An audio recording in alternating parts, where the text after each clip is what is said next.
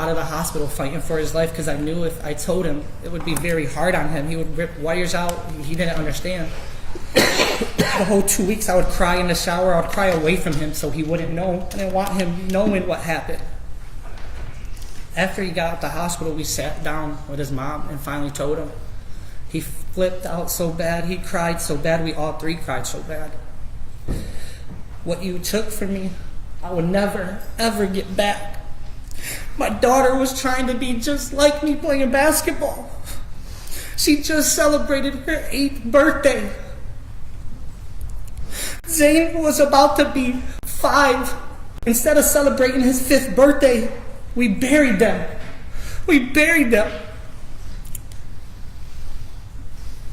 You don't have no kids, so you don't know what this feels like. I go to their grave every other day, every day sometimes, because it's so close to my home. The only time I feel close to them is being at their gravesite, because I don't feel them anywhere else. I thank you, Judge, from the bottom of my heart for letting me tell my statement. And I promise I don't wish nothing but the worst for you. And I hope that you feel what we feel every day. Because it's hard. It's hard even to wake up knowing that they're not here. It's hard that their older brother has to be without his brother and sister. And I hope every day that you realize what you took it from us. Thank you, Judge. Thank you, Mr. Phillips.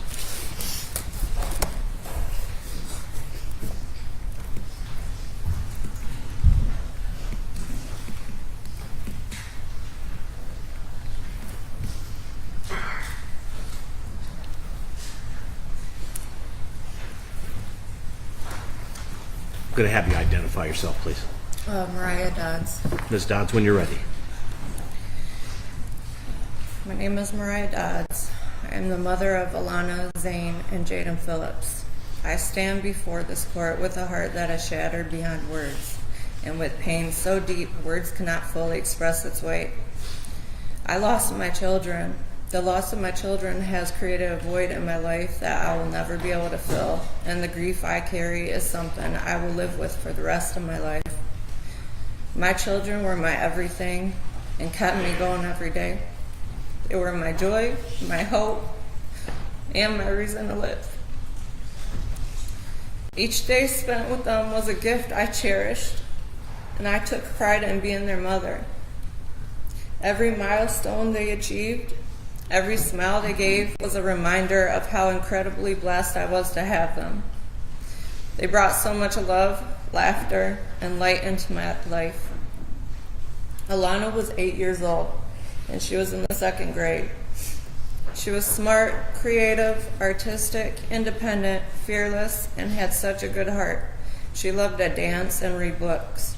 She loved singing, playing with dolls, playing restaurant, drawing, collecting rocks, and being a leader. She liked to create recipes, do her nails, practice makeup, organize things, do gymnastic moves, and still played rough with her brothers. She had a sassy side to her and wouldn't let anybody mess with her. She knew how to stand up for herself. She had a huge heart and had a nurturing personality. She looked up to me so much. She had every piece of me in her, from her beautiful heart, artistic soul, and her spunky personality. She was everything I have ever wanted and pictured.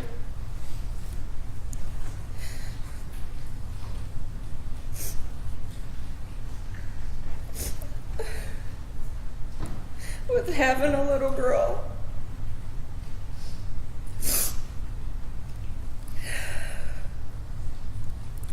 she will always be remembered for her dark brown ringlet curly hair, beautiful different color eyes, freckled nose, and having a sassy, sweet, and funny personality.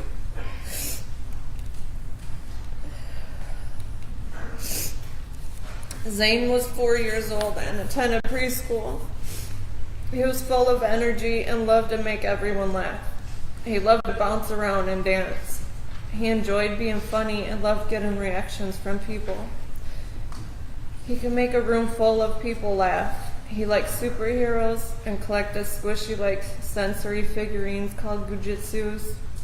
He loved going to the parks and being outside like any other kid. He was super close to both of his siblings and looked up to his older brother Jaden more than anything. He loved playing games and was just starting to learn to read books. He was a tough little boy with the most sensitive, loving heart. I have never had a human being love me so much as he did. He was my little shadow. At home, he spent most of his time by my side or playing with his siblings. He slept next to me every single night. We always had a routine when it was just me and him. He was so sweet and innocent. The love and bond I had him was indescribable. He was my baby out of all three of my children. He was just learning things, and his personality was still developing. He will always be remembered as the bright, blue-eyed, red-haired, full of energy, silly, most loving little boy. April 20th, 2024 changed my life forever. When I was told my children were no longer here, I felt like I stopped breathing, as if I died inside. All I could remember was screaming, freaking out, and trying to jump out of the hospital bed. The medical professionals had to keep putting me back to sleep because every time I woke up, my body would go into panic. My mind could not understand what was happening, and my body just reacted. Staying awake was too much for me to handle. Everyone knew my kids were gone before me, and I had to let that sink in. I suffered a traumatic brain injury, so trying to remember every detail of what happened during the time, it was so hard to think and process stuff. Everything happened so fast, and I was so confused once I regained consciousness. Having to leave the hospital out of the back door instead of the front did not make sense to me. News stations knocking on my front door before I could even make it home from the hospital was not the kind of spotlight I wanted, considering I was trying to process my kids were really gone. The first time I stepped into my home when I got out of the hospital was just as traumatic for me. Going home without my kids was not normal for me. I had to see everything that was left inside my home when we last left it all together. Having to see their little shoes and coats at the front door with toys laying around my living room made everything feel more realistic. I could not look at anything. I cried to my family to get it all out of my sight because every time I seen something of theirs, I felt like I was going to stop breathing. It was impossible to get everything out of my sight for the moment because my whole home is a memory of them. I am used to my home being noisy and full of laughter. Now it's quiet. It's extremely hard to be in my home now. There are many good memories, but it hurts more than anything living in something that once was full and perfect to nothing but emptiness and false hope to still wait to see them running around. I am the type of person that would not let just anyone come to my home because that is our safe place. After this accident, there were so many people in and out of my home that it was overwhelming. I encountered so many phone calls, so much paperwork, and consistent appointments when all I wanted to do was just close my eyes and pray every time I opened them that it was just a nightmare. I was overwhelmed, overstimulated, in a bad state of mind while trying to process the death of my kids and physically heal with the injuries I had. The panic attacks I had to face felt like my heart was going to stop. Even one point EMS had to come because I thought I was going to die. I felt helpless. I could not move around without support. I could not get out of bed and go to the bathroom without help. I could not bathe myself. With most of my ribs broken on one side, my shoulder blade broken on the other, a golf ball-sized hematoma right on my pubic region, and the back of my neck and skull bruised, I couldn't sit comfortably in a car or sit straight up in a chair without it hurting to breathe. No matter if I laid down, sat up, or tried to walk, everything just hurt so badly. I am so used to taking care of little ones, not having anyone take care of me ever. I felt vulnerable and like a burden on the ones that had to step away from their own life to take care of me and Jaden. I had to break the unwelcome news to Jaden, bury my children, figure out how to even celebrate Jaden's birthday to make it positive for him, mourn Zane's birthday the day after, and face Mother's Day all in the same week. Holidays and events are not the same.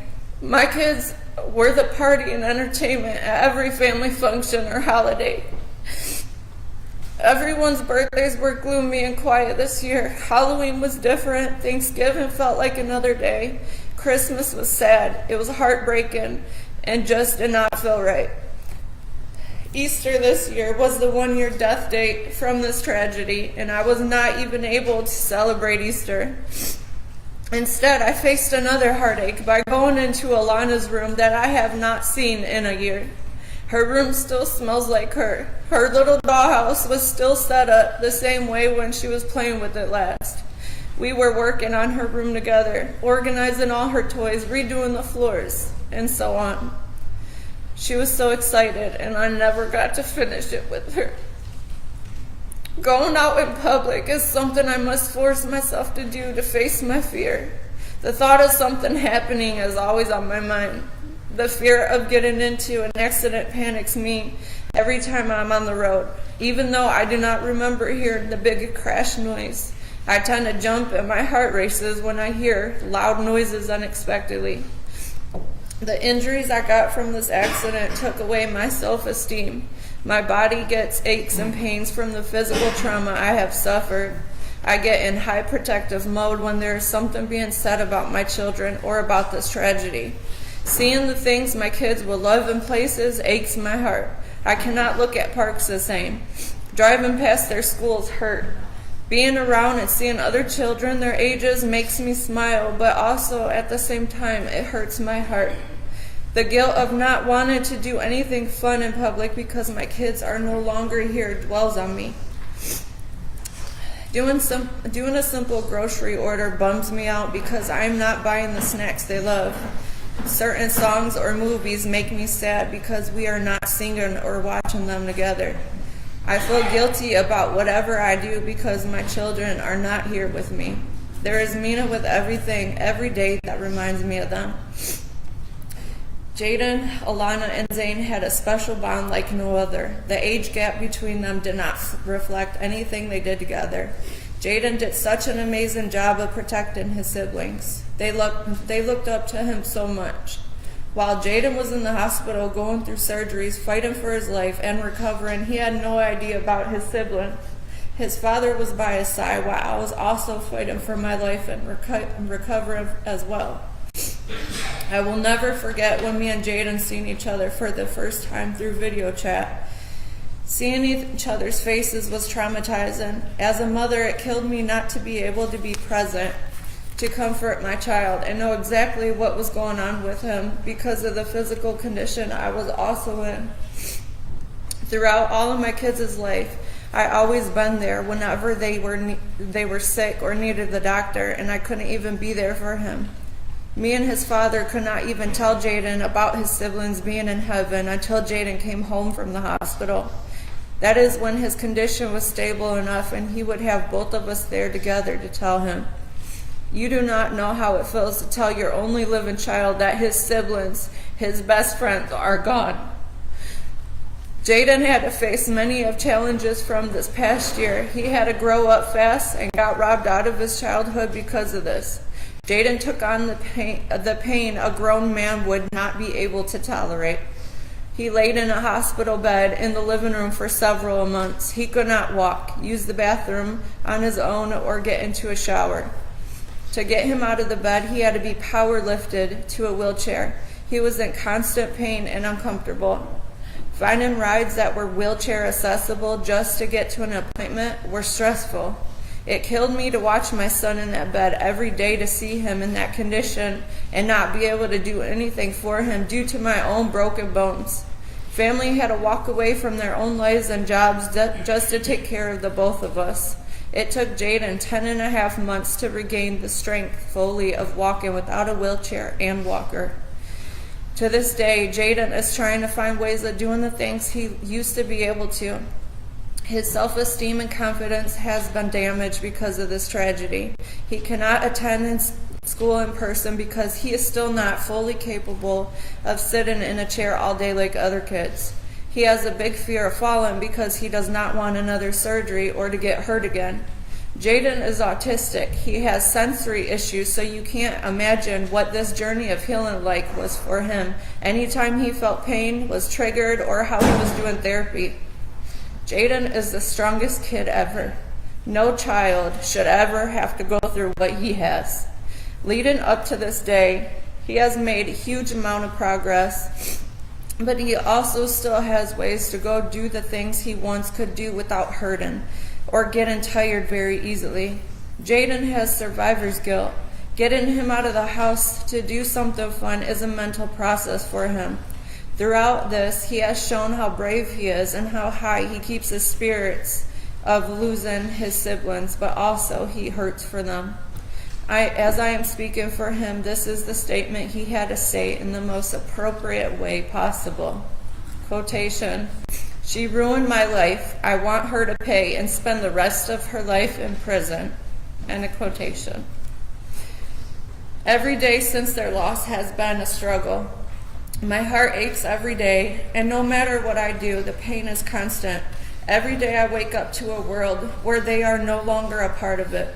I feel their absence in every corner of my life, in the quiet of the home that once rang with their voices, in the empty spaces where they should be, in every moment when I realize that I am forced to go on without them. No noise in my home freaks me out, and too much noise overstimulates me. I cannot put into words the depth of the emptiness I feel. The loss of my children has affected every aspect of my life. I have lost a part of myself I will never be able to recover. I struggle every day accepting the fact that my kids are forever gone. Simple tasks have been overwhelming. Being social is not desirable to me anymore. I am always jumping around to enjoy hobbies to keep my mind busy, but I lose interest quickly than before. I am forced to confront the reality that my children, the ones I was supposed to care for and nurture, are no longer here with me. That grief has been unbearable, and it has taken away a part of who I am. There are no absolute words of how it feels to lose your children. You just feel it. Your children are a piece of you. When they died, a part of myself died too. If I could describe it the best way possible, I would say time stays still. The days repeat. It's too quiet. It doesn't get any easier. The breakdowns get worse. Missing them gets harder. Moving on makes you feel guilty. You see the world differently. You cherish what you have left in your life a little more, and you fight every day just to stay alive, to keep going. Every day is a thinking process, and nothing will ever be the same again. I must constantly keep my thoughts and actions positive. I have told many people, and I will say it again, I thank God for Jaden. He is the only piece I have left of Alana and Zane. If I lost him that day too, I would have been gone as quickly as my kids were gone as well. Because of Jaden and my closest loved ones, they are the reason I continue to live each and every day. Living is not a choice in my life, because I will still have to always fight and protect Jaden. And I will still always have to be Alana and Zane's voices while they are not here, until I take my last breath. I wish I was alert that day. I would have been able to kiss my kids one last time and tell them I love them. Zane would have been able to hold his mommy that he kept asking for minutes before he passed away.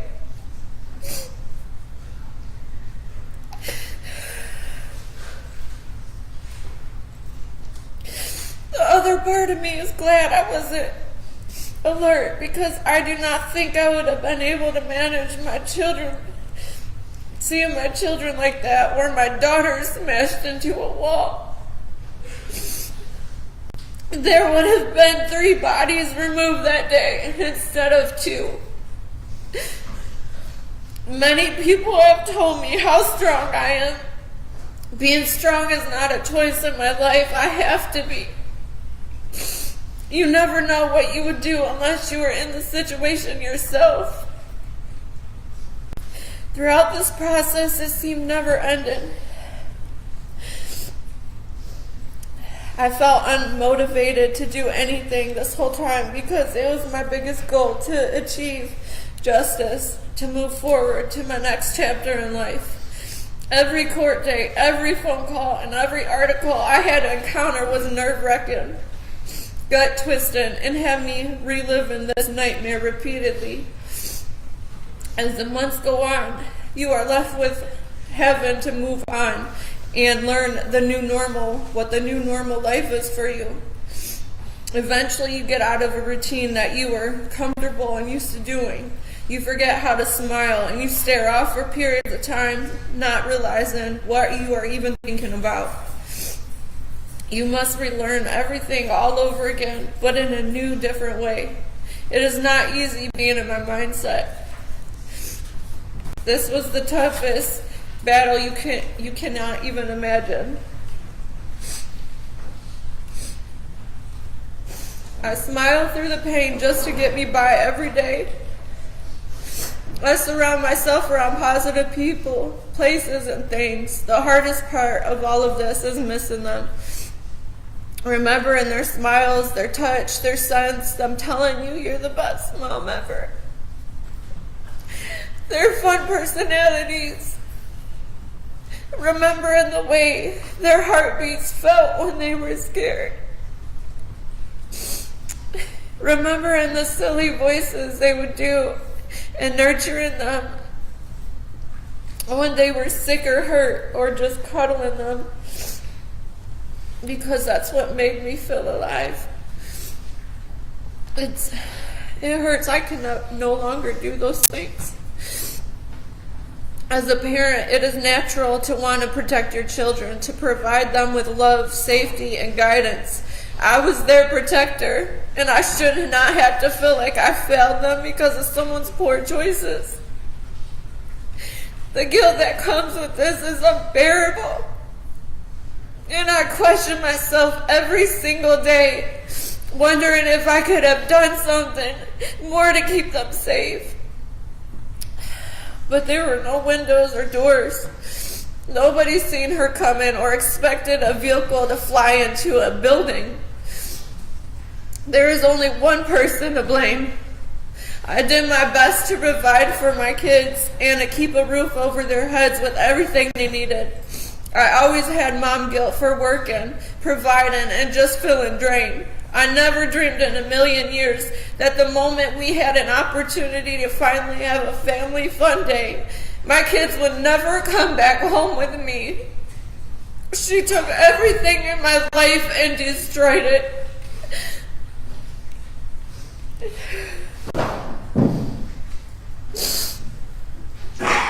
Your Honor, there is no greater loss than the loss of a child, let alone two. I will not wish this pain on anybody. The best thing I was good at in life was being their mom.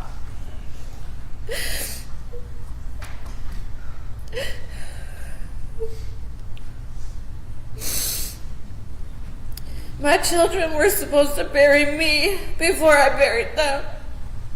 They had their whole life to live.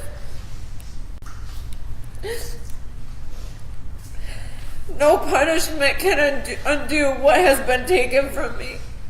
But I ask that you consider the immense pain, grief, lifelong suffering, trauma, and the physical lifelong pains that I will continue to endure because of this. My life will never be the same, and I am left to navigate a world where my children are no longer with me. Justice will never bring back my children or heal the pain. But I'll be able to breathe differently, knowing the actions she has caused can never hurt anybody else. Having a clean record does not mean you're a good person. Her actions just finally caught up with her, and at the end of the day, she killed two of my kids. I'll never know the answers as to why she didn't stop the first time. She ran into something before coming towards the boat club. She showed no remorse for what she has caused. I see past the alligator tears, going on TV and laughing it off like it was no big deal, like it was just a silly mistake. It was like a big slap to my face. A real woman will admit her wrongs and feel some type of sort of sympathy. She has not, which makes me feel absolutely disgusted and shows what kind of moral she has. She is an evil and sick individual in my eyes. If Michigan offered the death penalty, I would highly recommend it for her. She is a danger to society, and I feel society would be a danger to her. She makes me feel like she is untouchable, and I do not like that. I have raised awareness for the dangers of drinking and driving, and I plan to keep doing so by using my own story as an example of what can happen. This tragedy is known around the world. I will keep saying my children's names, and I will keep preaching about the dangers of driving impaired. She did not only kill one of my children, she also killed two. She injured my only living child severely, as well as myself. She injured some of my family members, as well as other people that were there that day, physically, mentally, and emotionally. My wounds were poked at while I was on the stand, and it took everything in me to remain calm and professional, so I wouldn't jeopardize justice through this entire process. I am exhausted, mentally, emotionally, and physically with this. All I want to do is grieve the way I want and need to for my sanity and peace. I beg and I plead for her to be sentenced to life in prison with no parole. Thank you for allowing me to speak. Thank you, Ms. Betts.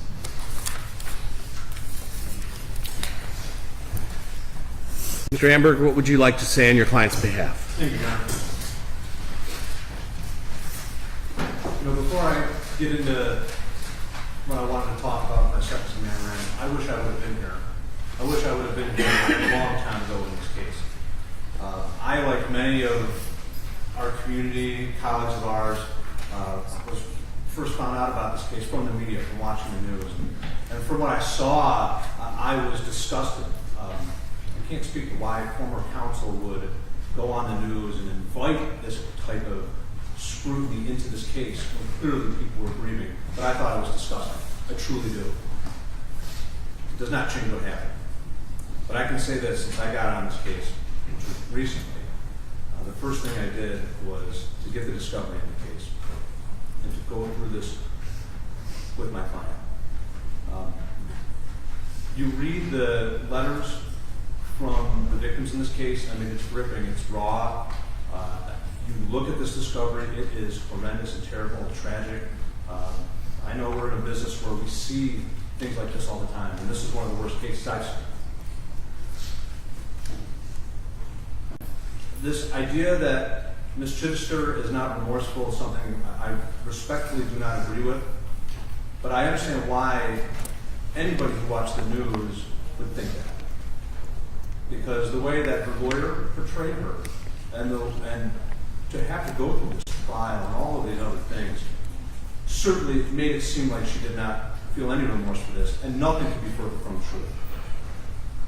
I provided a list of different letters and things like that that shows who she was, because before April 20th of last year, if you were to meet Ms. Chidester, you would think she's a normal, kind person. She grew up in this area. The boat club was a place where it was very dear to her. Her father helped found it. When she was married to her husband, they had the reception in the same building where this took place. She served honorably in the Army. She worked at the power plant and served honorably there for the United States, and did charity work, very active in her church. Prior to that day, you never would have thought that she would have been here. In my memo, I talk about deterrence and things like that.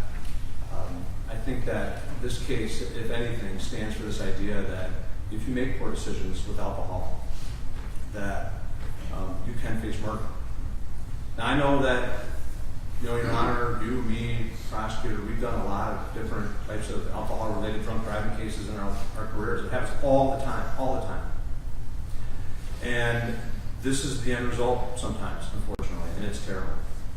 It truly is. I have asked the court for mercy. I've also said I don't know what a fair sentence looks like in this case. My client's 67 years old. Obviously she's going to go to prison today, but even if she serves less than the guidelines in this case, it will likely be a life sentence. For those who don't know, when you are in prison, it's a hard life to begin with, and many times people on the inside do not live as long as they do on the outside. It's just a harder life. It truly is. Ms. Chidester has all sorts of health issues and things like that, and everything from cardiovascular, neuropathy, thyroid disease. I would say that I'm pretty positive that will get worse as time goes on. Even at 15 years in prison, I think that puts her release date, even if she got on parole at 83 years old. If she gets 25 years old, or 25 years, she's out at 93 years. I don't think she's going to live that long.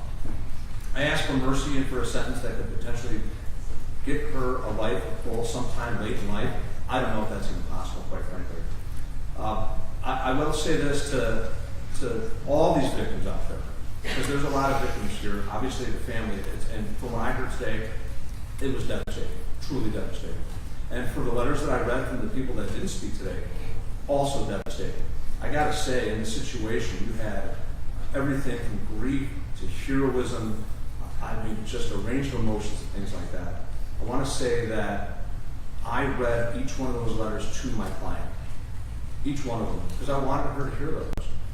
And it was an extremely emotional situation with her. At the end of the day, what does her life look like? I think that what her goal is to try to make things right the best that she can.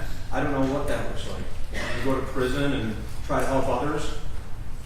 There may be some opportunities there for her, but in essence, any sentence, even a guideline sentence, is a life sentence for her. It truly is.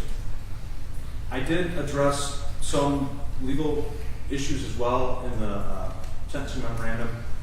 In there, you'll see that I've asked for a concurrent sentence as opposed to consecutive sentences. I know that the people's position is that both count 1 and 2 should be consecutive to each other, and then counts 3 and 4 should be consecutive as well.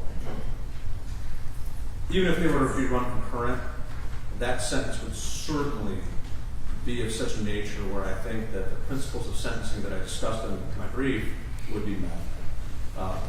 Rehabilitation of Ms. Chidester, this is her first offense. I do think that there is a very good chance that even if she were to be released at some point, nothing like this would ever happen again. Protection of society. Even when she is released, whatever her sentence may be, she'll be so elderly that my guess is that she'll be released to a hospital to die. I think that's what's going to ultimately happen. Punishment.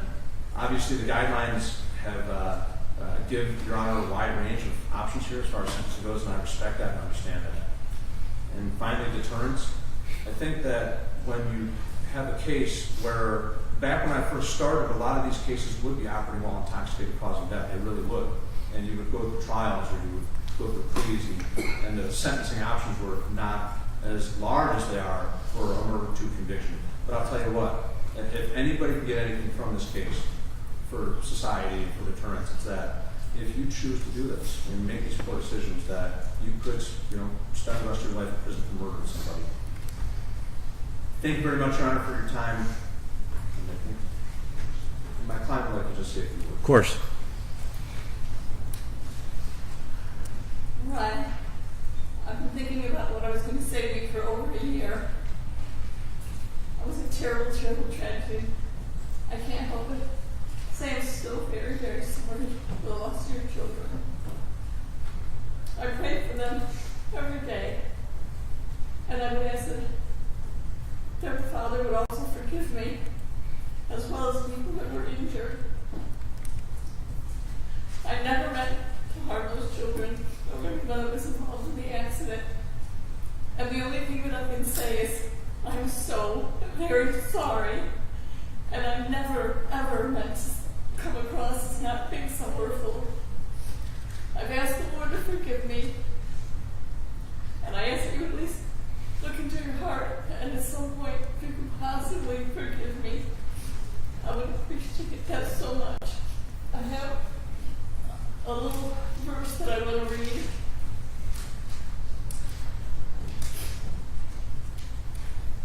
It said, the steadfast love of the Lord never ceases. His mercy never ends. And that comes from Lamentations 3:22.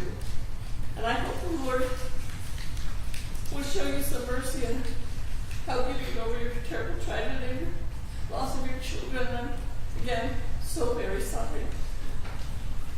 And I pray every day for you and your family, as well as I do for the other people that were injured. I pray that they would be able to recover and get back to their normal selves again. I'm sorry. That's really all I can say. All right, thank you.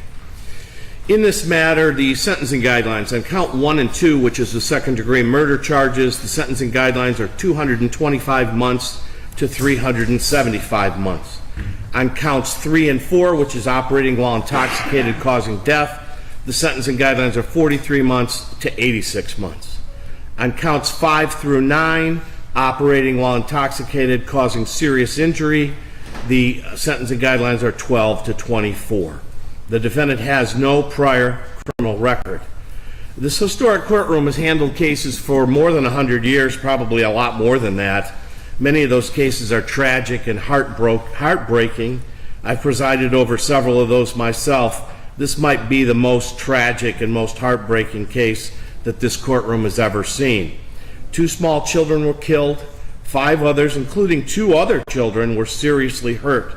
But more than that, this crime destroyed lives, it destroyed families, and it changed so many people in a very negative way. This has impacted the community in such a way that they're never, ever going to forget what happened on that day.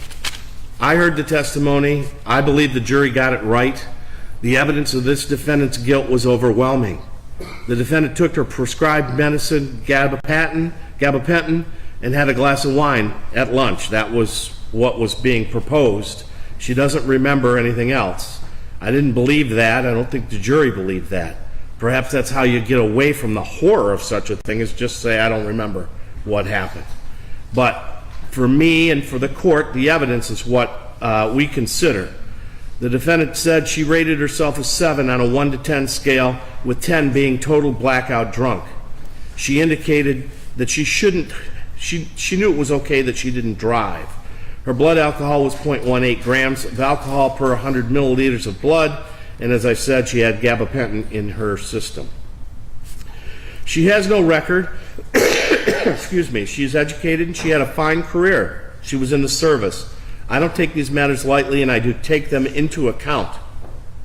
The defendant's sentencing memorandum had a number of letters supporting the defendant, attesting to her character and their interactions with her. I believe them. I think they were heartfelt. I think they were genuine. Only one, however, mentioned alcohol. When I reviewed the 309 screening, which is an alcohol screening attached to the sentencing, the defendant denies a drinking problem and is not interested in any substance abuse counseling. She's well within her rights to maintain her innocence and, I guess by extension, her sobriety. But I'm just looking at the evidence that came in at trial. At 9 a.m. on the day this crime happened, the defendant was at the Fermi 3 Party store purchasing a 4-pack of wine and a large bottle of wine. 9 a.m. Circumstantial evidence shows that she was drinking at the home that day before heading to the boat club. Hours later, she still had a 0.18 blood alcohol. This wasn't just an accident, it was a crime. It could have been avoided. It's not against the law to drink, but it's against the law to drink and drive. The defendant lived so very close to this boat club, she could have simply walked down there. After getting in the vehicle, backing into the neighbor's car, forcing it through a fence. She then placed her vehicle in drive, speeding off towards the boat club, reaching 44 miles an hour. This is where a person would stop and say, hey, wait a second, I shouldn't be driving. I'm in no shape to drive. But she didn't do that. She made a conscious decision to shift the vehicle from reverse to drive and race to the boat club. This was a wanton and willful disregard of the likelihood that the natural tendency of this would be death or great bodily harm. For all those reasons, I find the following to be a reasonable and proportionate sentence. On counts 5 through 9, which were the operating under the influence causing serious injury, you're to serve 24 months to 60 months, Michigan Department of Corrections, credit 76 days. 340 state costs, $1,595 in restitution to Diane Medina as a condition of parole.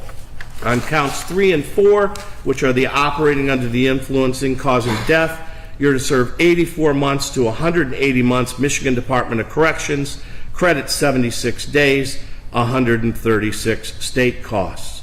On counts 1 and 2, which are the second-degree murder charges, you're to serve 25 years to 50 years, Michigan Department of Corrections, credit 76 days, 130 crime victims' rights, 136 state costs. All these counts will be concurrent with each other. You have the constitutional right to appeal, Ms. Chidester. You also have the right to an attorney. If you can't afford an attorney, one would be appointed for you at public expense. You have 42 days from today to request an appellate attorney on the form you're going to be given and asked to initial. Thank you, counsel. Yes. We have discussed our colleagues, sweetheart.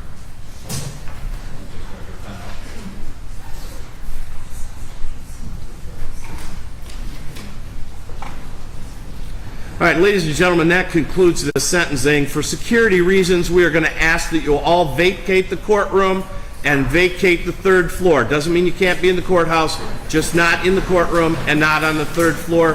Thank you so much for your cooperation.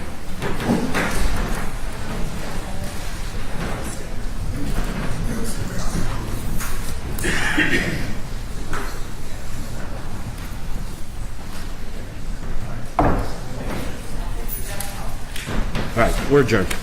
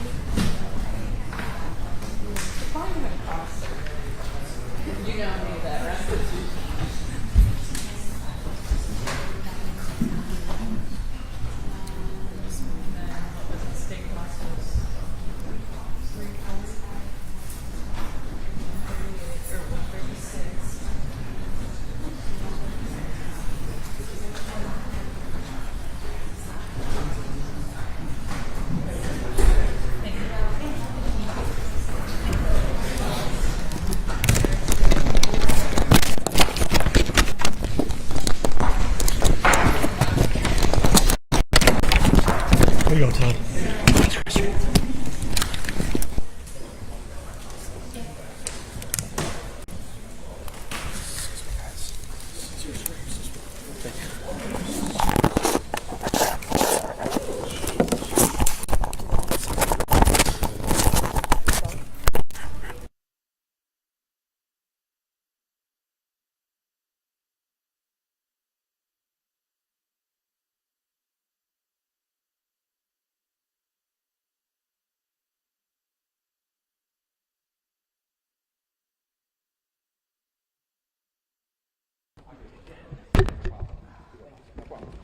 Shit. Yeah.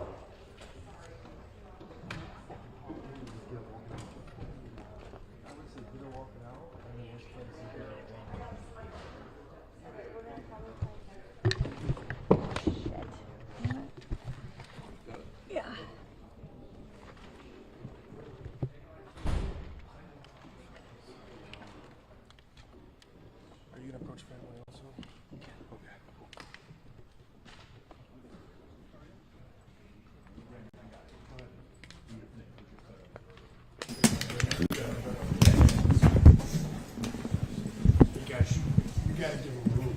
Yeah. Okay? Right.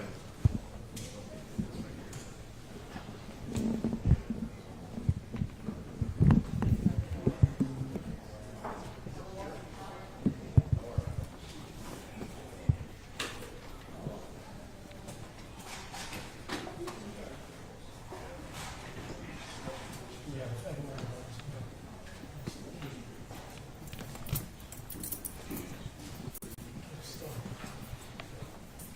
Can I squeeze through here? Yeah.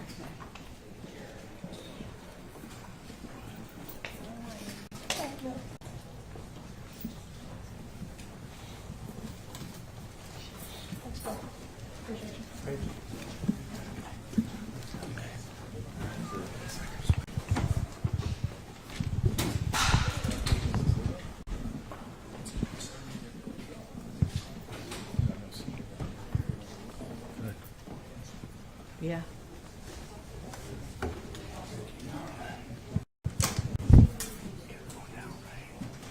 I want to try to get family.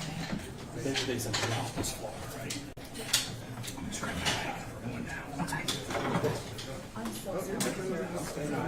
Excuse me? Right here.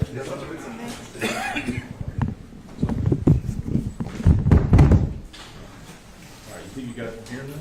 Yeah. All right, I'm gonna take off downstairs, right? Okay. All right. Cool? Okay, great.